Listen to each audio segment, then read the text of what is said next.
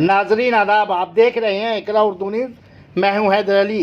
खरदा संस्कृति मंच की जानिब से स्वर्गीय काजल सिन्हा के नाम पर लॉकडाउन से मुतासिर 200 लोगों में खाना खिलाने का मुहिम का आगाज़ नॉर्थ 24 परगना युवा तृणमूल कांग्रेस का प्रेसिडेंट देवराज के हाथों खरदा स्टेशन के करीब रिक्शा स्टैंड के पास किया गया।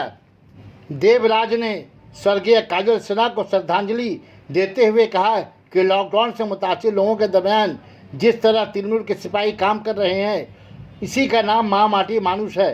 इंतखाब के दौरान जो लोग बाहर से आकर सोनार बंगला बनाने की बात कर रहे थे, आज वो नज़र नहीं आ रहे हैं।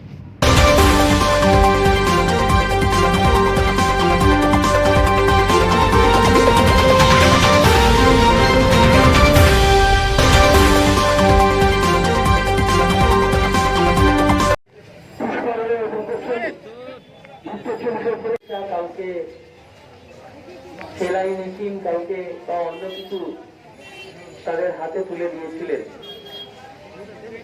সেই হাসি খুশি মানুষটা আজ আমাদের মধ্যে নেই, কিন্তু তার নাম আমাদের মধ্যে সারাক্ষণ থাকছে এবং আমাদের হৃদয়ে তার একটা বিশেষ স্থান থাকছে।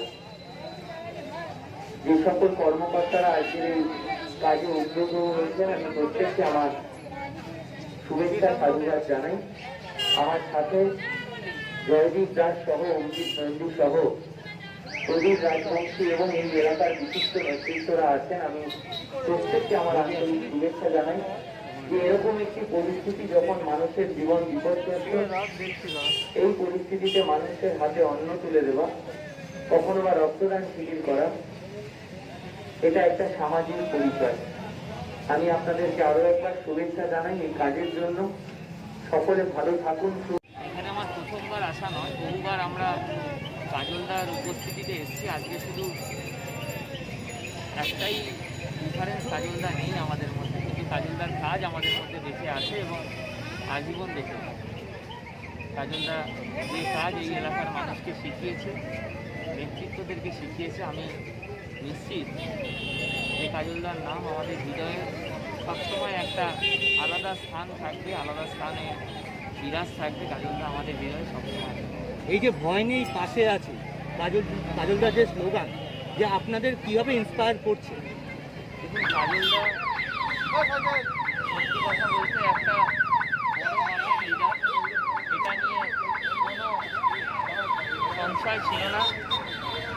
একাধিকবার মাননীয় মুখ্যমন্ত্রী মমতা বন্দ্যোপাধ্যায় মুখে কাজল সিনহার কথা শোনা গেছে, তার ভরসার কথা শোনা গেছে।